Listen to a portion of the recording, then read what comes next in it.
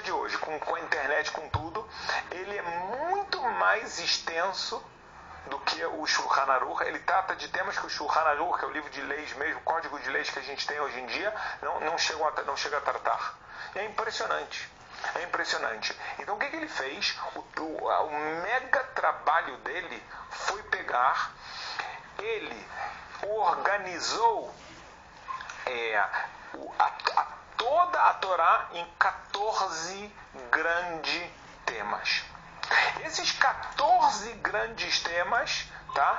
Ele agora vai dividi-los em subtemas, tá? Não é à toa que o nome do livro dele se chama Yad HaChazaká, tá? Yad HaChazaká é a mão forte. Então, por que ele chamou o livro dele com esse nome? Para começar, porque quando fala na Torá, quando fala da morte de Moshe, está escrito que Moshe teve mão forte.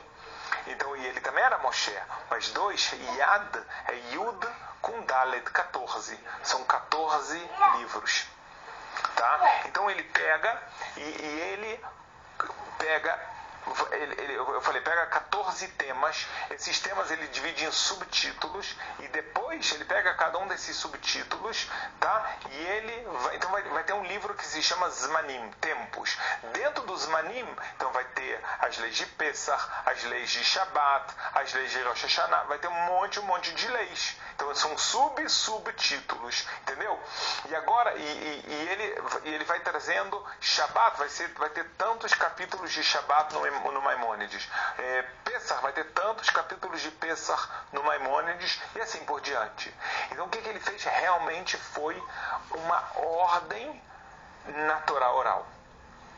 E uma ordem com um objetivo muito claro, deixar um livro de leis acessível a qualquer pessoa. Tá? Como eu falei, é uma obra monumental, mas já totalmente diferente do Rashi e do Tosfot. Por favor, não pense que só existem esses comentaristas. O Nachmanides também escreveu. Tem o Rashba, que é super importante. Tem o Ritva, que faz outra coisa. E assim por diante. Tem o Rif, que muita gente vai tocar nele agora. Então, eu estou pegando assim um pouquinho, porque o Rambam, tá? Só para você saber o nome dele também, o nome do livro dele também, além de chamar de Yad HaChazaká, tem outro nome, que chama Mishneh Torah. O que significa isso? É como uma segunda Torá, mas não no sentido de segunda, que eu estou fazendo uma coisa nova. Não, eu estou pegando a mesma Torá e eu estou te reorganizando ela para ela ficar acessível. Tá? Isso é a ideia do Mishneh Torah. Então, o Rambam, ele faz essa ordem e codifica as leis talmúdicas. Tá? Mas, de novo, eu estou te falando, em todos os temas que existem na lei judaica. Por que eu enfatizo esse todos? É porque vocês não têm ideia de quão extenso é isso. Tá? Só de pensar no trabalho que ele fez já cansa. De verdade. É inalcançável. Tá? Então eu já falei, não dá para explicar. Deus deu força a algumas pessoas que a gente não consegue e eles souberam utilizar essa força. Legal. Então a gente pegou aqui 3 grandes comentaristas. Agora, note algo. Quando eu falei para vocês da era da Mishnah, tá? Ela começou numa determinada época, e como a gente marca o final dessa época, sempre o final da época tem uma grande obra maior do que todas, talvez mais forte do que todas, mais importante do que todas. Então, na época a era da Mishnah, ela é caracterizada pela escrita por Rabi Yehuda Nassi. Ele escreveu a Mishnah. A era da Gemara começa com o final da era da Mishnah e termina com o quê? Com a escrita do Talmud por Ravina e Ravashi.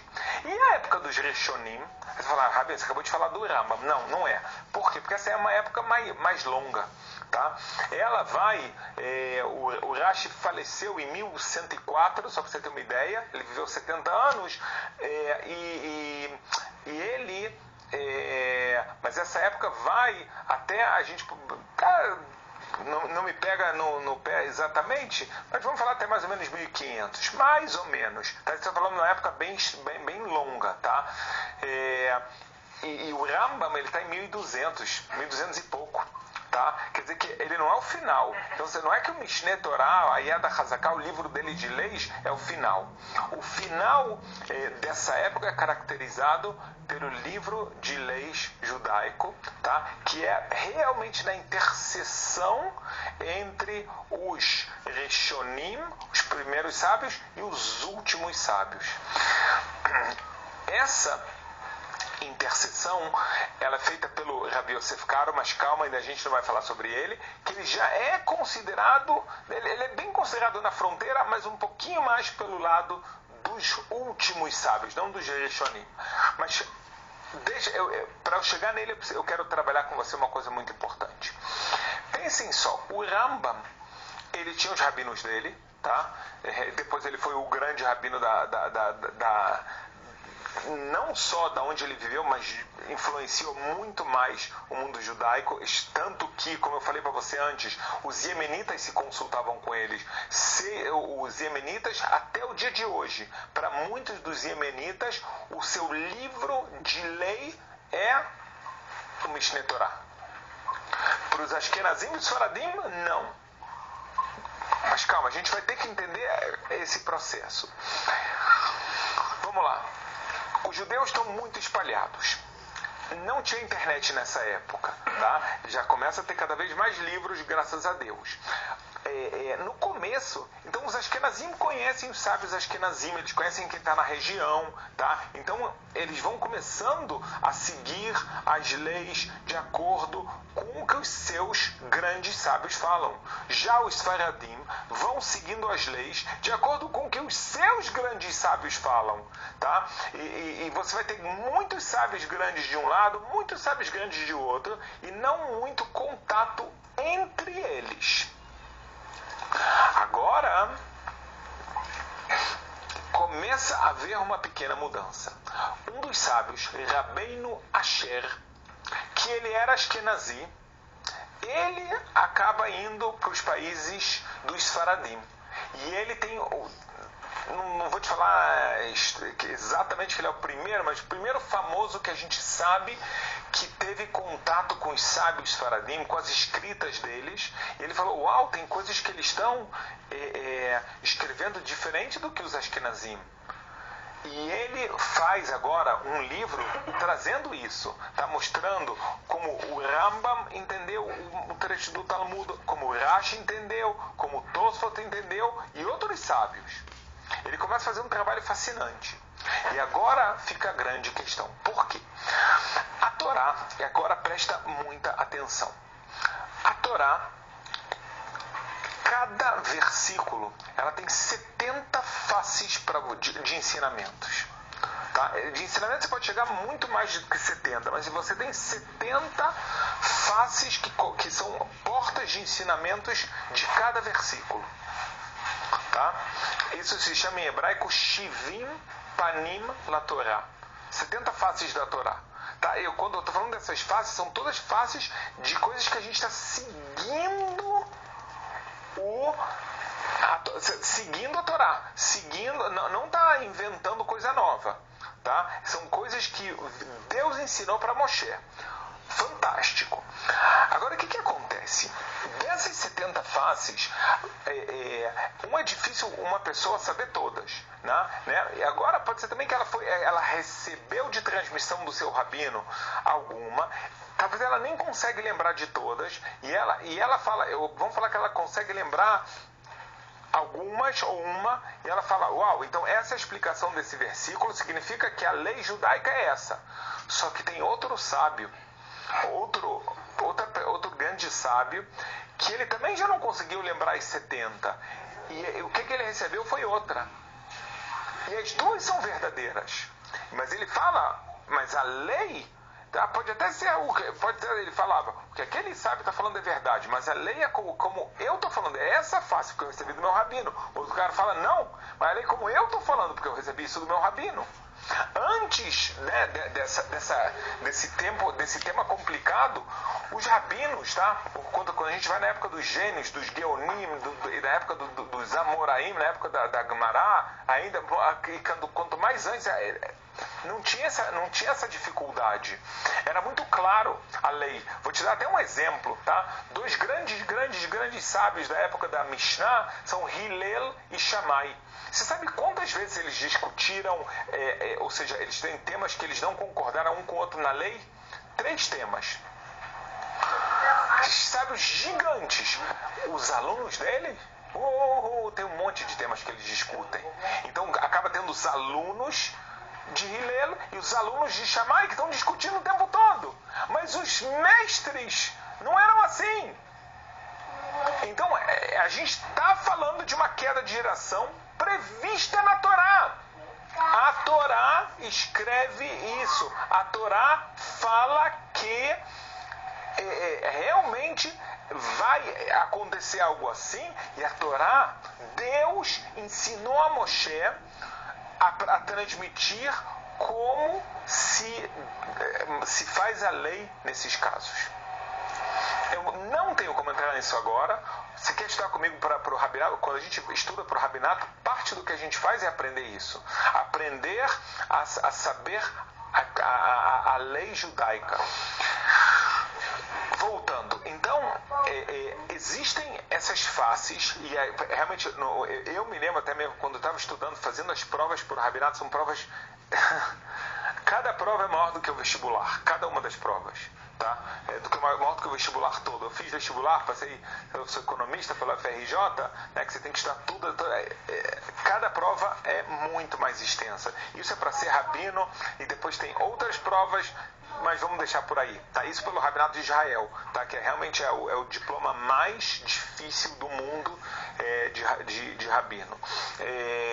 Mas isso a gente vai deixar quando você quiser estudar Rabinato comigo, tá? Uma das coisas que eu já fiz na vida foi exatamente isso, preparar alunos para serem rabinos, para fazerem as provas do Rabinato, tá? Fascinante fazer isso. Então, o que agora acontece? O mundo, ele tem mais contato um com o outro, até mesmo depois do Rabbeinu Asher, tá? O Rav Asher, que ele conheceu os dois mundos, dos sábios Ashkenazim, dos sábios Faradim. Então, agora chegou a hora, ele falou o filho dele, Rabi Yaakov, filho do Rav Asher, tá? Que ele recebe o apelido de Tur. Tur significa coluna, tá? Porque a obra dele vai se chamar As 4 Colunas, tá? O que ele faz? Ele fala que nem o Rambam fez uma codificação de todas as leis, agora ele vai fazer algo mais uma vez fenomenal. Ele fala, olha só, existem os Faradim que estão levando a lei assim, existem as Ashkenazim que estão fazendo assim. Vamos fazer ordem nisso aqui. Eu vou pegar 3 do que muitos vão considerar os maiores sábios da lei judaica, tá? Que falam especificamente de lei judaica. Eu vou trazer eles em cada tema da Torá, cada tema, e a gente vai de acordo com a maioria.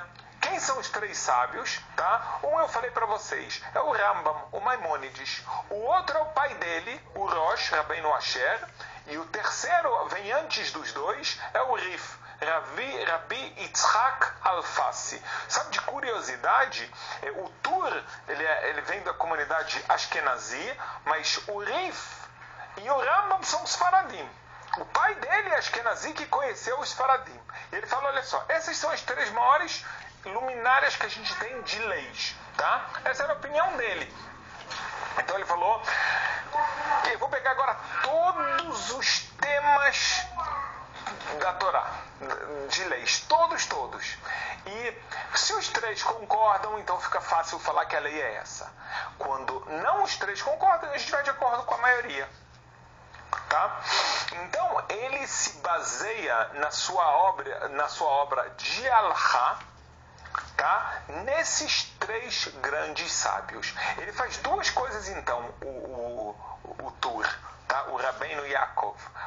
O número 1, que ele faz é tentar dar uma unificada na lei judaica, para que todos sigam a mesma lei, tá? Para que não uma comunidade siga um aspecto e outra comunidade siga outro aspecto. Então, para isso ele escolheu esses 3 rabinos. A segunda coisa legal que ele fez, a gente também, o rabino David Gandelman, ele chegou a dar uma aula sobre isso para vocês.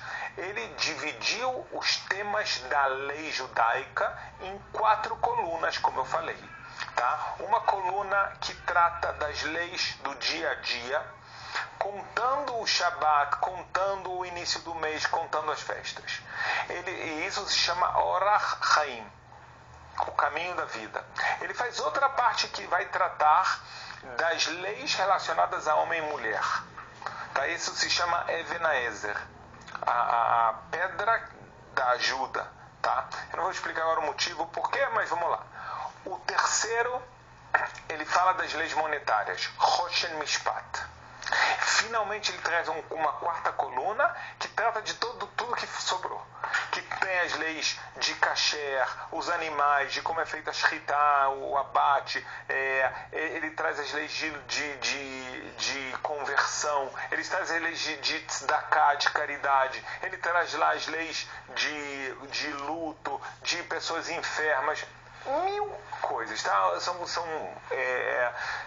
vários temas. Então ele pegou e ele só quis trazer as leis que eram atuais à geração dele. O que eu quero dizer com isso? As leis que só se faziam no Beit HaMikdash, ele falou, nisso eu não vou tocar porque já é muito trabalho. O Maimônides não falou isso. O Maimônides pegou tudo. O Rabi Yaakov Ben Asher, o Tur, ele falou, eu vou pegar, então eu dividi em 4 temas, 4 colunas, que todas elas se aplicam, são leis que a gente vive elas nos dias de hoje. Tá?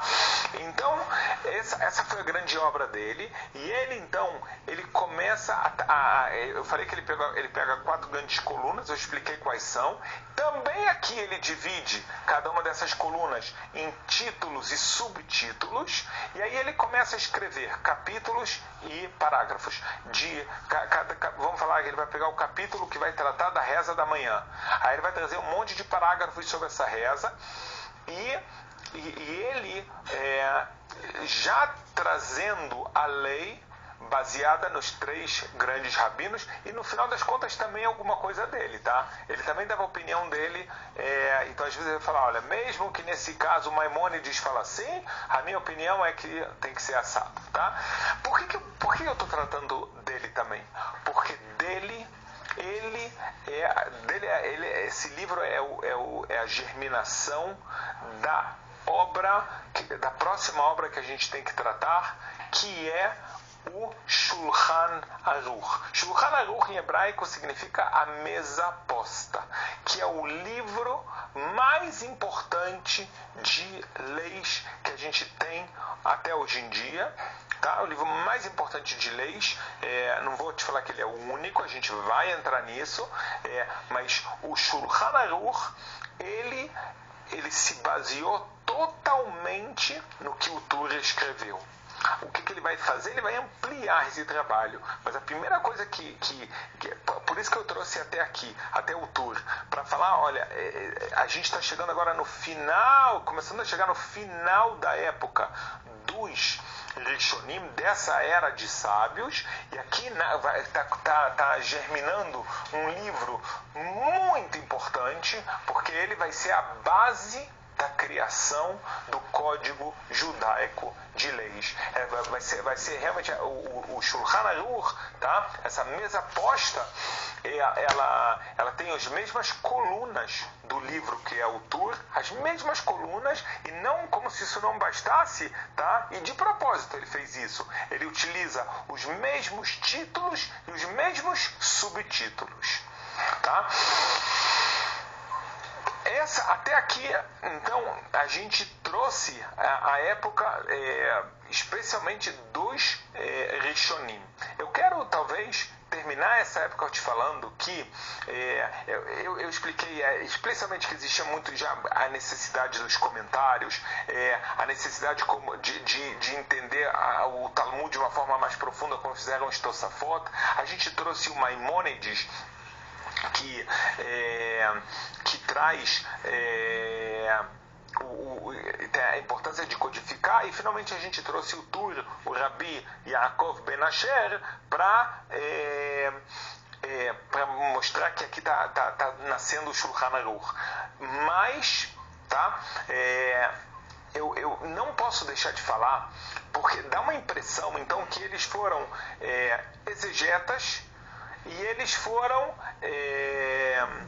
além de exegetas, eles foram codificadores da lei judaica. Tá? É muito importante, deixa eu te falar esse tema. Quando você pergunta para mim uma lei, Rabino, qual a halachá? A lei não é a lei do Rony. Eu, por ter estudado, te transmito a lei a lei judaica. Tá? Quanto mais uma pessoa estuda, então mais ela, ainda mais se ela entrou forte nesse tema, então mais ela tem conhecimento. É importante entender isso. Não é que a lei do Rabino, a lei do Maimônides, não. O Maimônides simplesmente pegou o que está no Talmud e ele compilou da forma que ele achou correta. Tá? Mas não é que o Maimônides fala, sigam a minha lei. A lei é de Deus. Tá? Essa é a observação. Mas o que eu queria falar para você é que às vezes a gente pode ter a falsa impressão de que só esse trabalho já é muito grande, tá? Porque são comentários e mais comentários,